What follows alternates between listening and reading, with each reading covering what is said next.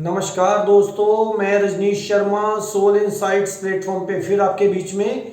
आज शुक्रवार है, आज क्वेश्चन आंसर डे है। हर बार की तरह बहुत से मित्रों ने बहुत से क्वेश्चंस पूछे हैं। मैं उन क्वेश्चंस का सबसे पहले आंसर देना चाहता हूं, जो कि किसी ने पूछा है, एक मित्र ने पूछा है चक्रों के ऊपर। जो हमारे 7 चक्र हैं उनका क्या महत्व है और 7 चक्रों को क्या डेली बैलेंस करना चाहिए और किसी अच्छे प्रैक्टिशनर के सामने इसको बैलेंस करना चाहिए। सबसे पहले याद रखिए, जो 7 चक्रास हैं वो हमारी बॉडी के लिए बहुत महत्वपूर्ण है। 7 चक्रास मीन 7 कलर्स, 7 डेज, ये सारे 7 चक्रों का सिग्निफिकेंस करते हैं, ये रिप्रेजेंट करते हैं। सातों चक्र हमारी ज़िंदगी में बहुत ही महत्वपूर्ण है। हम किसी भी इंसान की फितरत देख के, उसकी आदत देख के, उसका बिहेवियर देख के हम जान सकते हैं कि वो इस समय किस चक्कर पे वर्क कर रहा है। अब सबसे पहले सुनिए कि जो चक्र होते हैं, सबसे पहले मूलाधार और सबसे ऊपर जो 7 चक्रास है वो है क्राउन चक्रा, जिसको सहस्त्रार बोलते हैं, जिसपे कई पेटल्स वाला कमल खिलता है, उसको हम सहस्त्रार बोलते हैं। ये हजारों पत्तियों वाला फूल। तो उन्होंने पूछा है क्या हमें डेली चक्रों को बैलेंस करना चाहिए? बिल्कुल, हर व्यक्ति को डेली चक्रों को बैलेंस करना चाहिए। वो कैसे करना है? अगर आप किसी अच्छे प्रैक्टिशनर के सामने या किसी अच्छे गुरु के सामने बैठ के उसको सेट करना चाहिए। अगर आप कहीं गलत चक्कर अपना बैलेंस कर बैठे या इम्बैलेंस कर बैठे तो कई बार वो नुकसान भी कर जाता है। मेरे पास बहुत सी विधियां हैं चक्रों को बैलेंस करने की। सबसे इजी विधि बताता हूं कि कुछ भी नहीं करना है, सिर्फ शांत होकर 5 मिनट के लिए बैठ जाइए। सिर्फ 5 मिनट, बिना किसी विचार के, बिना किसी काम के, तो आपके चक्कर अपने आप ही बैलेंस हो जाएंगे। और भी बहुत सी इजी विधियां हैं, लेकिन वो बता सकता हूं, लेकिन फिर बहुत लंबा एपिसोड हो जाएगा। और आप अपने चक्रों को, अगर आप पॉजिटिव हैं तो मेरे को लगता है कि हर इंसान के हर चक्कर बैलेंस्ड है। अगर इंसान नेगेटिव है, लेकिन किस जगह पे जाके, किस दुख को लेके नेगेटिव है, डर को लेके, काम को लेके, लोभ को लेके, ध्यान को लेके, किस चीज को लेके नेगेटिव है, तो उसी तरह से उसका जो चक्कर है वो वर्क करता है। तो चक्कर को बैलेंस करने का सबसे बढ़िया तरीका यही है कि अपने आप को शांत रखिए, अपने विचारों को शांत रखिए, तो आपके चक्कर बैलेंस्ड ही हैं। अब एक और मित्र ने पूछा है कि हमें ये बताइए कि एक हाथ की ताली क्या है, जो कि बहुत से संतों द्वारा कहा गया है कि एक हाथ की ताली, एक हाथ की ताली। ताली तो हमेशा देखिए, जब भी हम 2 चीज़ों का प्रयोग करते हैं, जैसे कि मान लीजिए मैंने ये ताली मारी तो ये 2 हाथों का प्रयोग हुआ, तो इसका मतलब जहाँ ड्युअलिटी है, जहाँ द्वैत है, वहाँ एक हाथ की ताली कैसे बजेगी। तो ये तो संतों ने बहुत सी गुप्त बातें रखी हैं, लेकिन मैं आपको बताता हूं जो एक हाथ की ताली वो क्या है। वो है आपका ओंकार, ओम शब्द का उच्चारण, आपके द्वारा नहीं, जो कि अपने आप ही हो रहा है, बिना किसी घर्षण के, बिना किसी प्रयोग के। तो उसको एक हाथ की ताली बोला गया है, जो कि ओंकार का जो शब्द चारों तरफ गूंज रहा है। तो अब मैं आपको बताता हूं, आप किसी और ने मित्र ने पूछा है कि अक्षर और शब्द में क्या फर्क है। अब देखिए, बहुत कॉम्प्लिकेटेड सा सवाल है, लेकिन फिर भी आप देखिए, अक्षर किसको बोला गया है? जो का खा गा है, ये अक्षर नहीं है, ये क्षर है। जो खत्म हो जाए वो क्षर है, और जो ना खत्म हो वो है अक्षर। जैसे कि अब अक्षर और शब्द, अक्षर उसको बोला गया है जो क्षर नहीं होता, जो खत्म नहीं होता, जो मिटाया नहीं जा सकता। और शब्द क्या है? शब्द जैसे कि 2 अक्षरों से मिलके, जैसे र जमा म राम, या ना जमा म नाम, या कुछ भी लगा दो, 2 अक्षरों के जोड़ से क्या बना? राम, नाम। ऐसे कई तरह के, किसी तरह का भी नाम हो सकता है। जैसे मेरा नाम रजनीश है, ये 4-5 अक्षरों से मिलके बना है। किसी का नाम श्याम है, उससे बना है। तो ये जो अक्षरों का जोड़ है वो ड्युअलिटी में चला जाता है, तो वो शब्द है जो कि खत्म हो सकता है। लेकिन जो अक्षर है वो खत्म नहीं होता।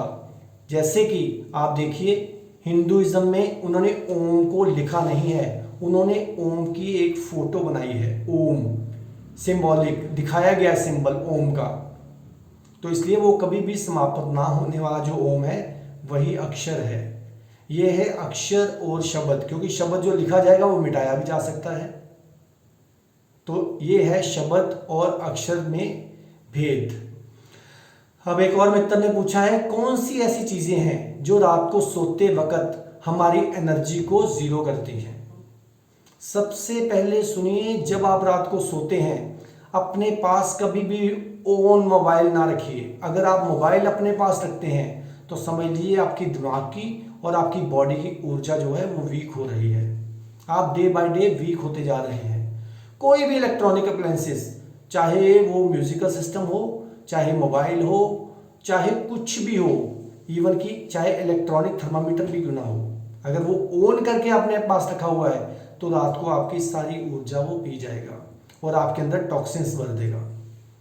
और अपने पास अगर आप रखना चाहते हैं, अगर आप चाहते हैं कि कुछ ना कुछ रखा जाए जो हमारी बॉडी को भी सेट रखे, तो एक लोटे में पानी भर के रखिए ओपन, और सुबह उसको किसी पौधे में डाल दीजिए। वो आपके लिए बहुत बेनिफिशियल रहेगा। ज़्यादा दिन नहीं, मैक्सिमम से मैक्सिमम 7 दिन के लिए वो आपके लिए बहुत फ़ायदेमंद रहेगा। और वैसे भी कोई भी चीज़ अपने पास ना रखिए, चाहे घड़ी भी क्यों ना हो, वो भी ना रखिए, थोड़ा दूर रखिए। पानी ओपन जो रखा हो वो सुबह उसको पीना नहीं है, उसको सिर्फ पौधे में डालना है। फिर देखिए आपके अंदर कितना चेंज आता है। अब एक और मित्र ने पूछा है कि हमें बताइए कि सुबह कितने बजे इंसान को उठना चाहिए, हर एक इंसान को, और क्या वो भी एक आदत है जो सुबह उठने वाली है। आप हमेशा कहते हैं कि आदतें बुरी होती हैं, आदतों को नहीं बनाना चाहिए। देखिए, चाहे वो सुबह उठने वाली आदत हो, चाहे वो खाना खाने वाली आदत हो, चाहे कोई भी काम करने वाली आदत हो, आदत का मतलब क्या है, आदत। तो आदतें जो हैं वो हमेशा हमारी ज़िंदगी में बार बार रिपीट होती हैं, चाहे वो अच्छा काम करने की हो, चाहे बुरा काम करने की हो। लेकिन मैं कहूँगा किसी भी काम की आदत मत डालिए, चाहे अच्छा काम भी क्यों ना हो, क्योंकि अच्छा काम तो अपने आप आपके अंदर से उतरना चाहिए। अगर आप उसको आदत बनाएंगे तो वो पखंड का रूप धारण कर जाएगी। आप किसी के सामने पखंडी हो जाएंगे।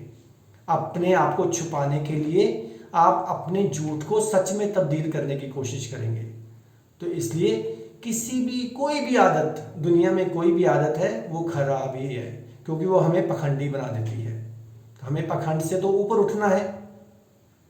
अब इसी तरह से रिलेटेड सवाल है कि संसार में इतने लोग खराब हैं, ऐसा है वैसा है, किसी ने पूछा है, बहुत से बातें पूछी हैं, लेकिन मैं ऐसे ही कहूँगा कि संसार में बहुत खराबी है। तो उससे बचने के लिए हमें क्या करना चाहिए। देखिए, पहली बात तो सुनिए, जहाँ तक संसार है, संसार का मतलब आपने अपनी आंखें खोली हुई, आपकी बेहोशी, वही संसार है। हम संसार में करने क्या आए हैं। सबसे पहले याद रखिए कि प्रभु ने हमें दुनिया में क्यों भेजा है। ये दुनिया एक संसार, एक स्कूल है। संसार का मतलब होता है पहिया, द व्हील, वो घूम रहा है। जो आज हमने कर्म किया, कल देखेंगे आपको फिर वही कर्म करना पड़ेगा।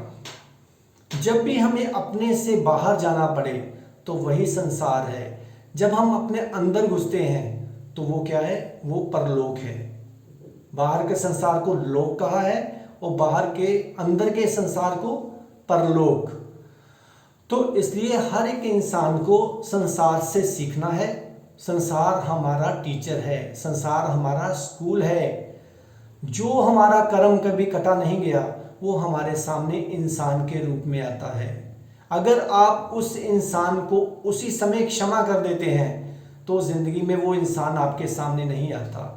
तो इसी तरह आपका संसार डे बाय डे कम होता जाता है, तो आप अंदर की यात्रा पे उतर जाते हैं।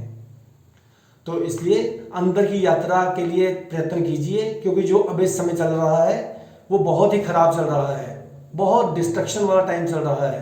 तो अपने आप को अंदर की तरफ मोड़िए, बाहर की तरफ नहीं। दूसरों की तरफ देखना बंद कीजिए, अपने अंदर को देखिए, अपने आप को देखिए। और एक बात सुनिए, पता है आपको, जब परमात्मा ने इंसान को बनाया था ये बहुत अच्छी कहावत है, शायद वो इजिप्ट में है। बहुत अच्छी कहावत है कि उसने उसके कान में कह दिया, भैया तेरे से बढ़िया इंसान दुनिया में कोई नहीं है। कभी भी अपने आप को बढ़िया मत समझो, अपने आप को शून्य समझो। जहाँ शून्यता होगी वही अंदर की यात्रा शुरू होगी। तो जहाँ आप अपने आप को ड्युअलिटी में जहाँ कुछ समझेंगे तो वो आप संसार में ही घूम रहे हैं।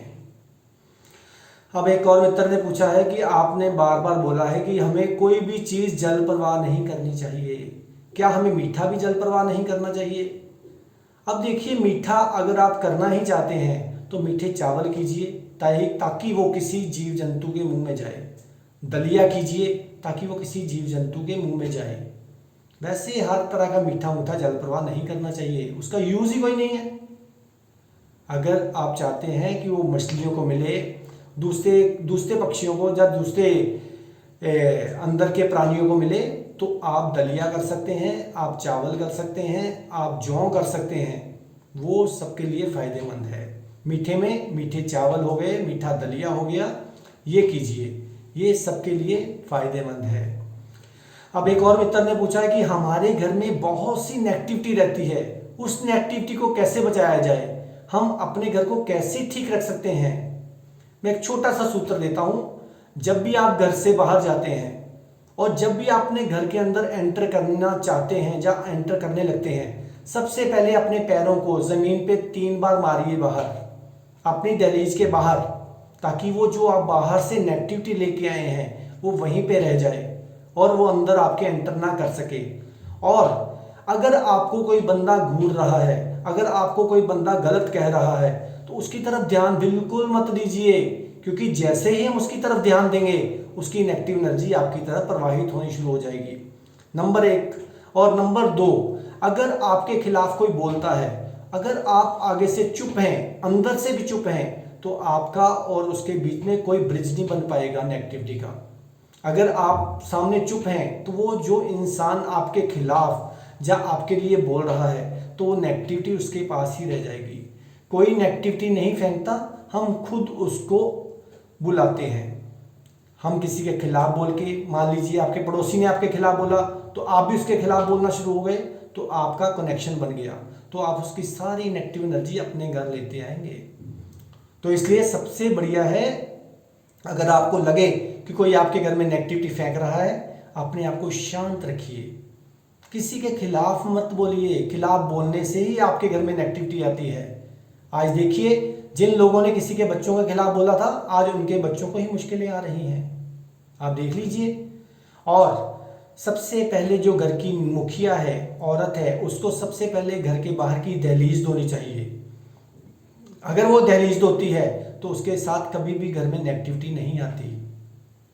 अच्छी अच्छी खुशबू दीजिए घर पे, अच्छी अगरबत्ती जलाइए, अच्छे धूप जलाइए, उससे भी नेगेटिविटी दौड़ती है। लेकिन सबसे बढ़िया अगरबत्ती या सबसे बढ़िया खुशबू है आपका निर्विचार रहना। जब तक आप विचार में हैं तब तक आप समझ लीजिए दुर्गंध को या नेगेटिविटी को ही अपनी तरफ इनवाइट कर रहे हैं। तो अपने आप को विचारों से रहित रखिए, किसी के खिलाफ मत बोलिए। अगर कोई बोल रहा है तो शांत होकर ध्यान मुद्रा में बैठ जाइए, तो आपको कभी भी जिंदगी में कोई नेगेटिविटी नहीं पकड़ेगी। अब एक और सवाल है कि क्या हमें, जो अभी चल रहे हैं सावन के महीने, लोग बहुत से व्रत रखते हैं, व्रतों के बारे में बताइए। देखिए, व्रत का मतलब क्या है? व्रत वृत्ति शब्द से बना है। अगर आपके अंदर कोई विचार नहीं है तो आप हमेशा व्रत में हो। अगर आपके अंदर विचार चल रहा है, आप भूखे बैठे हुए हो कि हमने व्रत रखा है, लेकिन विचारों से भरे पड़े हो, तो व्रत नहीं है। सावन का महीना हमें यही सिखाता है, शिव भोले बाबा का यही सिखाता है कि अपने विचारों को निर्विचार कीजिए शिव की तरह। शिव भोले बाबा देखिए शांत होकर बैठे हुए हैं। शांत इंसान कौन हो सकता है? भोलापन किसके अंदर आ सकता है? जिसके अंदर कोई विचार नहीं। आप देखिए, ज्यादा जिनके अंदर विचार चलते हैं, डे बाय डे उनकी शक्लें चेंज हो रही हैं। आप देख लीजिए, अपने अड़ोस पड़ोस देखिए, जो ज्यादा विचारों से भरे हैं वो व्रत में नहीं है। असली व्रत तो वो है जो भोले बाबा ने सिखाया था कि शांत होकर बैठ जाओ, बस अपने आप परमात्मा आपके काम करता जाएगा। असली सावन का हो चाहे कोई भी व्रत हो, ये व्रत है। खाना पीना छोड़ना उसको मैं व्रत नहीं कहता हूँ। खाना पीना छोड़ के भी खाने का ख्याल रहा तो वो व्रत नहीं है। अपने व्रत को सही कीजिए। आप 12 महीने 24 घंटे व्रत में रह सकते हो अगर आप निर्विचार हो तो। चलिए, अब आप मेरे चैनल को सब्सक्राइब करते रहिए। आपने मेरे को बहुत प्रेम दिया है और परमात्मा करे आपको और मेरे को प्रेम देते रहे। तो तब तक आप मेरे चैनल को सब्सक्राइब कीजिए, सोल इनसाइट्स _RV रजनीश। तब तक आप खुश रहिए, आबाद रहिए, जिंदाबाद रहिए। नमस्कार।